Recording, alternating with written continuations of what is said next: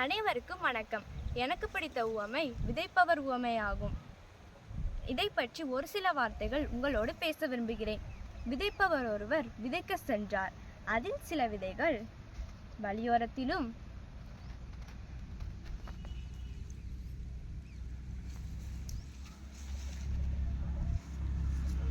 சில விதைகள் பாறைகளிலும்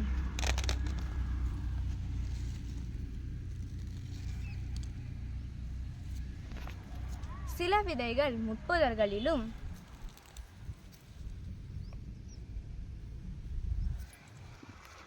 சில விதைகள் நல்ல நிலத்திலும் விழுந்தன.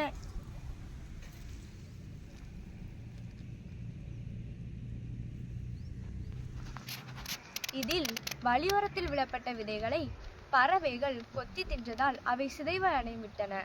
பாறைகளில் விழுந்த விதையோ பாறைகளில் மண் குறைவாக இருந்ததால் அதில் விரைவாக வளர்ந்தன.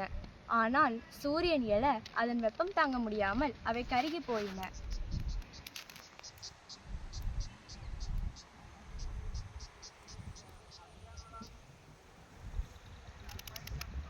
முச்செடிகளுக்கு இடையே விழுந்த விதைகளை முச்செடிகள் வளர்ந்து அவை நெருக்கிவிட்டதால் அது சிதைவடைந்தது.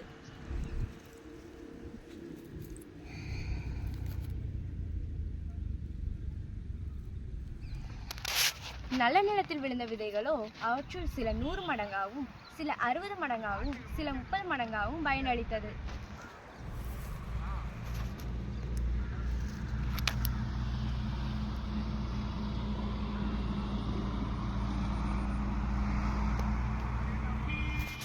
இந்த உவமை உணர்த்தும் பொருள் என்னவென்றால், விதை என்னும் சொல் இறைவார்த்தையை குறிக்கிறது. இதில் வழியோரத்தில் விழுந்த இறைவார்த்தைக்கு ஒப்பானோர் இறைவார்த்தையை கவனமுடன் கேட்டு அதை புரிந்து கொள்ள மாட்டார்கள். அவர்களது எண்ணத்தை தீயோன் பற்றி கொள்வான்.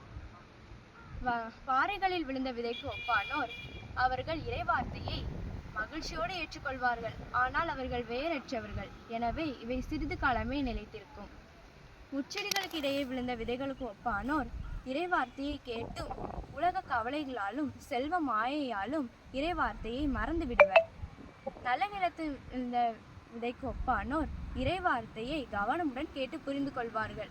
அவற்றுள் சிலர் 100 மடங்காகவும் சிலர் 60 மடங்காகவும் சிலர் 30 மடங்காகவும் பயனளிப்பர். இந்த உவமை உங்கள் மனம் வழியோரமா, பாறையா, முச்செடியா, நல்ல நிலமா? இயேசு விரும்பும் நல்ல நிலத்திற்கே நம் மனதை மாற்றுவோம். இறையாட்சியை நமதாக்குவோம். நன்றி.